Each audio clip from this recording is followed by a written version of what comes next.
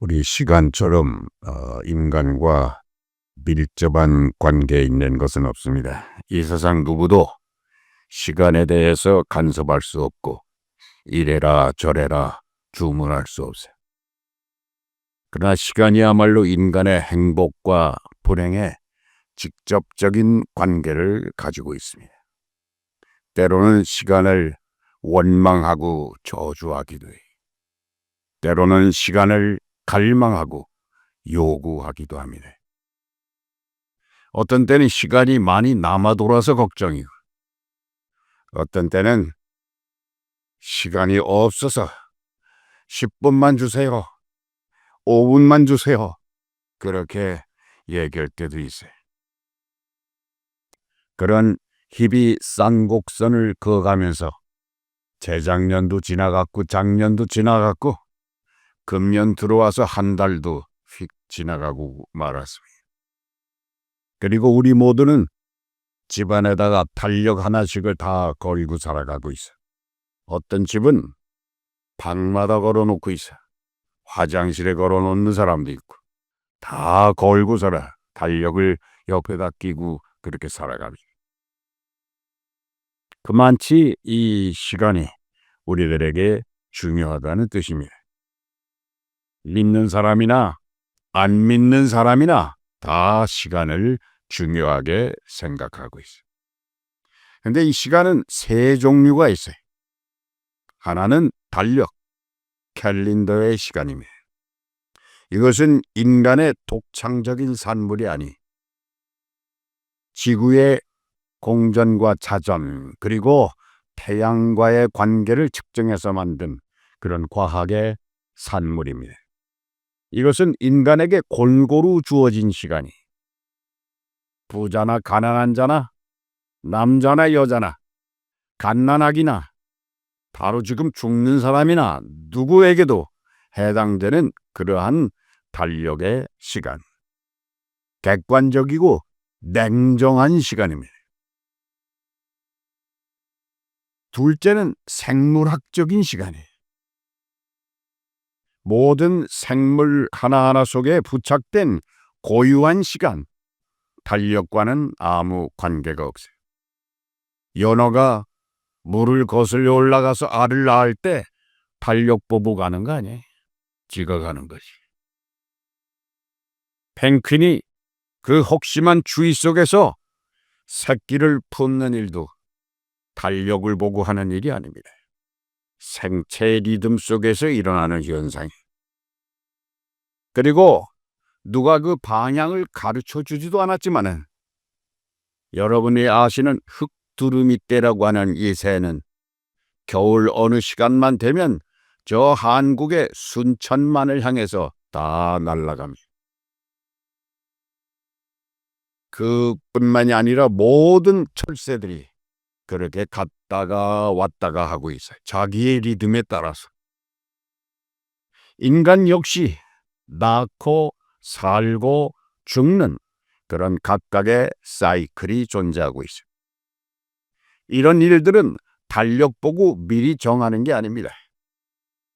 다시 말해서 캘린더의 시간은 객관적인 시간이고 생물학적 시간은 주관적인 시간입니다. 그런데 마지막 시간 개념이 하나 더 있어요. 이게 중요해요. 마지막 세 번째 시간은 하나님의 시간입니다. 이 내 시간은 다 제한도 있어요. 리밋이 있지만은 하나님의 시간은 제한이 없어요.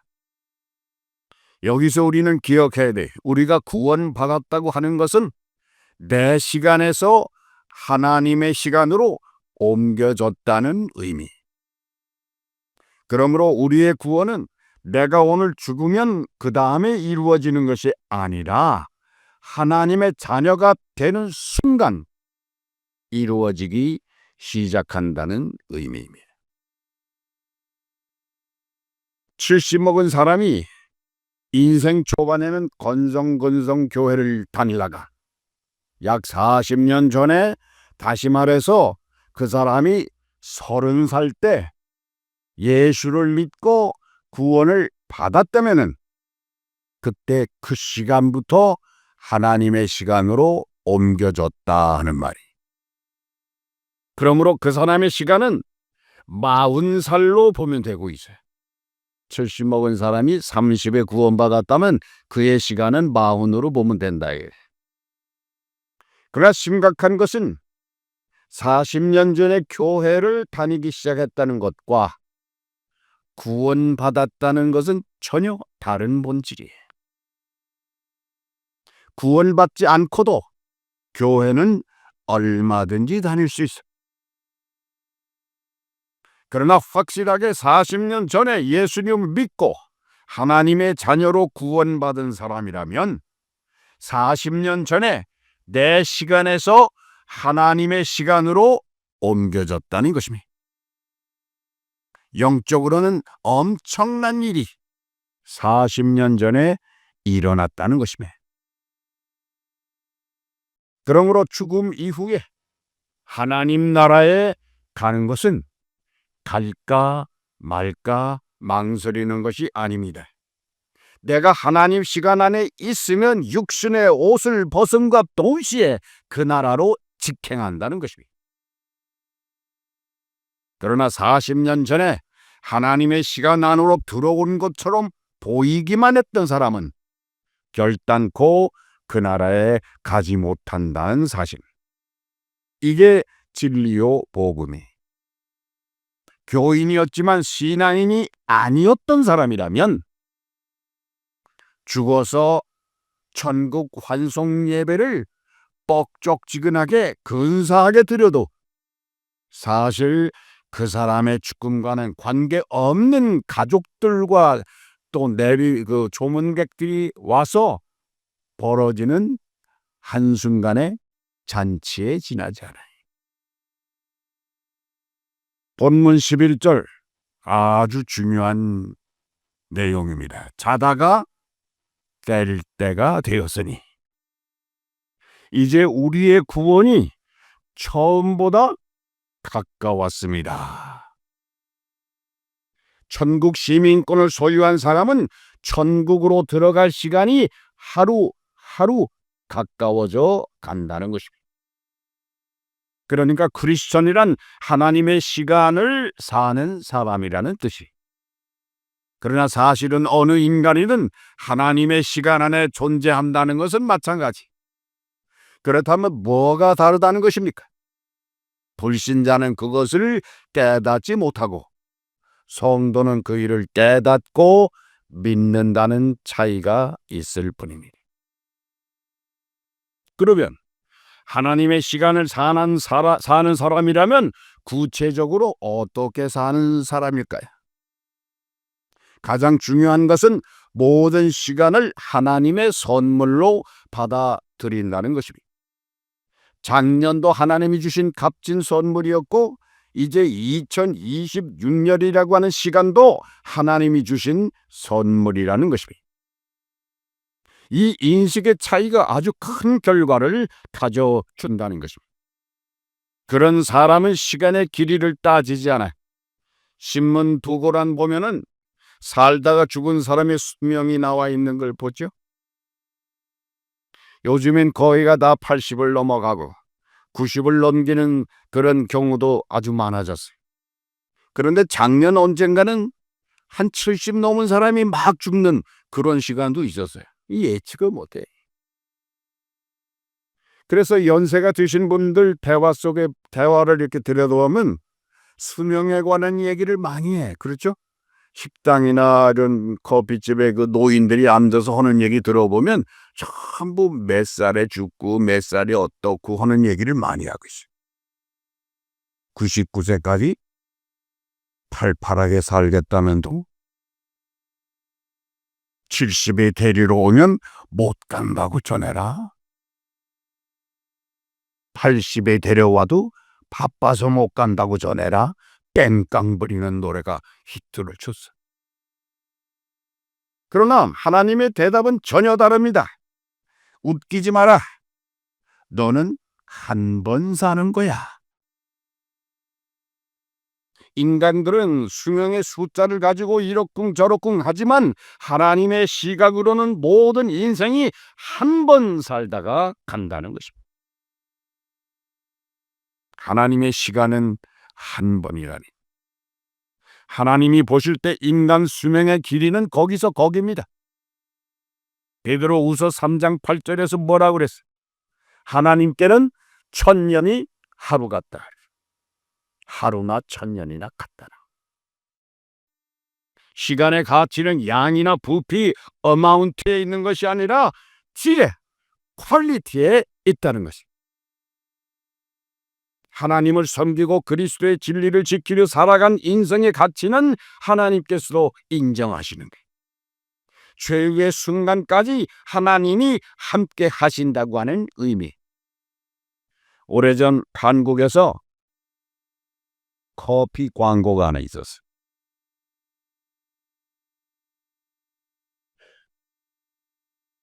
혹시 여러분들이 미국에 오신 지가 오래돼서 그걸 다 잊어버렸는지 모르겠지만 나는 아직도 기억해. 마지막 한 방울까지 맛있다. 맥스웰 하우스. 보통 커피 마지막 깔려있는 한 방울은 식었거나 씁쓸하기 마련이. 그래서 통상 마지막 남아있는 그 한 방울은 안 마시죠. 그러나 그 커피를 함께 마시는 그 시간이 즐겁고 가슴이 설레이는 애인 사이라면 최후의 순간까지 그 한 방울을 다 마시는 순간까지 함께 있기 위해서 애쓴다는 것입니다. 최후의 시간까지 즐겁게 한다는 그런 의미. 그 광고는 나중에 크게 히트를 쳤다는 그런 후문이 있어요. 그렇습니다. 우리가 사는 게 힘들고 아픈 날이 많아도 하나님의 시간 안에 살다가 하나님의 나라로 가는 구원을 기다리는 인생이라면 마지막 순간까지 누려야 할 가치가 존재한다는 것입니다. 오늘 성경은 뭐라고 말씀하십니까? 12절에 밤이 깊고 낮이 가까웠으니 그러므로 우리가 어두움의 일을 벗고 빛의 갑옷을 입자 그랬어요. 구원받은 사람이라면 구원이 완성되는 그 시간을 위해서 준비하라는 것입니다. 인생 시간 별거 아닙니다. 살아갈 때는 긴 것 같아도 돌아보면 잠깐이. 저택에 살았던 인간이나 아파트에 살았던 사람이나 캘린더의 시간은 똑같습니다. 부자라고 해서 특별히 1년에 400일, 500일 살아가는 건 아닙니다. 예수님께서는 우리의 이해를 돕기 위해서 특별히 예화 하나를 들어서 우리에게 말씀해 주셨습니다. 부자와 거지 나사로의 비유입니다. 그들은 같은 공간에 살다가 한날 한시에 죽었습니다. 한 사람은 대문 안에서 살았고 한 사람은 대문 밖에서 살았다고 하는 그것이 달랐어요. 그러나 하나님의 시간은 그것과는 엄격한 차이를 가지고 있어요. 그 엄숙한 시간이 부자와 나사로의 사이를 갈라놓았다고 성경은 말하고 있어요. 똑같은 시대를 살았지만 하나는 천국으로 가고 하나는 지옥으로 갔다고 예수 그리스도는 분명하게 말씀하시고 있다. 인간이 살았던 삶의 내용을 한순간에 정리해버렸어요. 예수님은 캘린더 시간 33년을 살다가 가셨습니다. 그러함에도 주님은 십자가의 형벌 속에서 뭐라고 외쳤어요? 다 이루었다. 80년, 100년, 아니 1000년을 살아도 토하지 못할 외침을 주님은 하셨다는 것입니다. 어떤 인간이 죽으면서 다 이루었다는 말을 하겠습니까?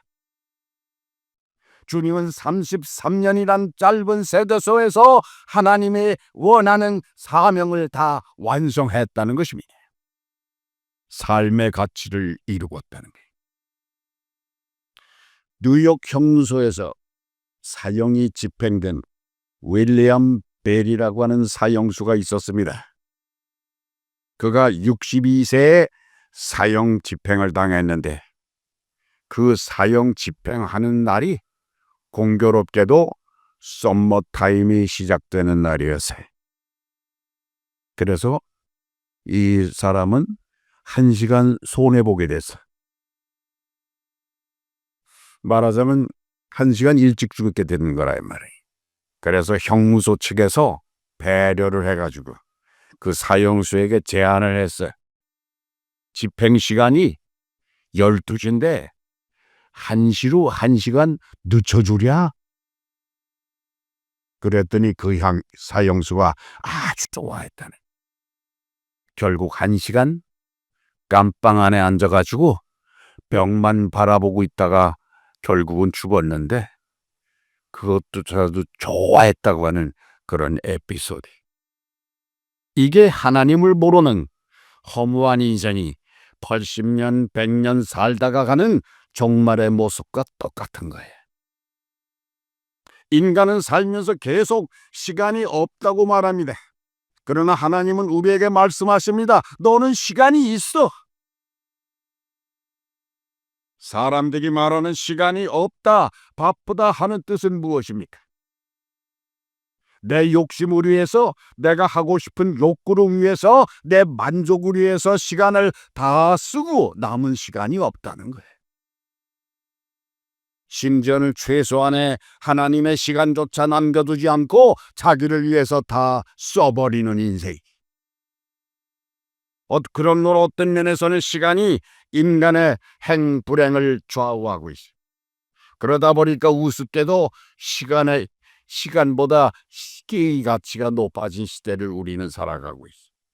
시계의 가치가 높아져야 할 이유가 없건만 시간에 종속된 인간은 시계라고 하는 무가치한 물건에다가 가치를 부여하는 어이없는 현상이 생겼다는 거예요. 롤렉스, 까르띠에 이런 거. 수억을 호가하는 그런 시계가 누구의 상징이 되었어. 그리고 인간의 가치까지 덩달아 올라가는 코미디가 연출되는 세상을 지금 살아가고 있다. 어쩌면 인간은 인간을 만든 시간이라고 하는 유한한 신을 놓고 정작 아껴야 할 하나님의 무한한 시간을 버려버리는 한심한 존재로 전락하고 있다. 그러므로 하나님의 시간을 산다는 것은 내 시계는 버렸다는 말과 같다. 그렇다고 인간의 시간 개념을 무시하라는 건 아닙니다. 우선순위를 말하는 거예요. 무엇이 더 중요한가? 오늘까지는 인간의 일을 하고 내일은 하나님의 일을 해야지 이렇게 말들은 잘하는데 그러나 그런 다짐이 얼마나 부질없다는 것을 우리 모두가 다 잘 알고 있지 않습니까? 누가복음 12장에서 하나님은 부자에게 말씀하셨어요. 어리석은 자여, 내가 오늘 밤 네 영혼을 도로 찾는다면 네 소유가 다 누구의 것이 되겠느냐? 인생에게는 작전 타임이라는 게 없어요. 전반전 끝나고 후반전 시작 전에 쉬는 시간이 없다는 말이에요. 옐로캡 택시를 타면 내릴 때까지 요금 계산이 쉬지 않고 돌아가듯이 그렇게 인생은 숨가쁘게 가고 있어요. 그렇다고 해서 내가 살아가는 내 시간이니까 내 마음대로 하는 것 같지만 그것은 착각일 뿐이라고 성경은 계속해서 우리에게 경고하시고 있어요. 하나님께서 내게 기회를 주신 것뿐이 오직 내 시간을 하나님의 시간으로 바꿀 수는 있어. 그렇기 때문에 우리는 하루씩 살아갈 뿐입니다. 하루하루 하나님과 동행한다는 생각을 하고 살아갈 때에 내 삶이 풍성해진다는 거예요.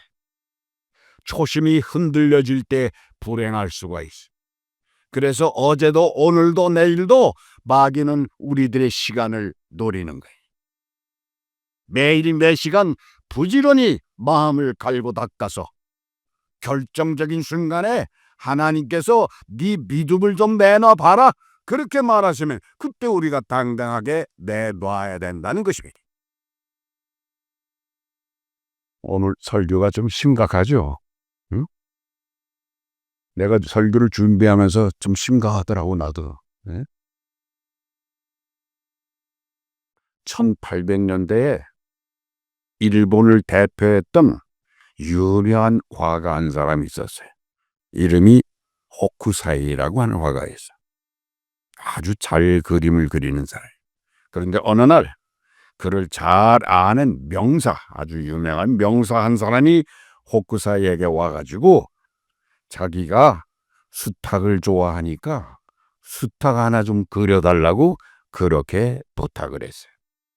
그랬더니 이 호쿠사이가 말하기를 한 달 후에 오세요. 그래서 그 명사는 한 달 후에 왔어.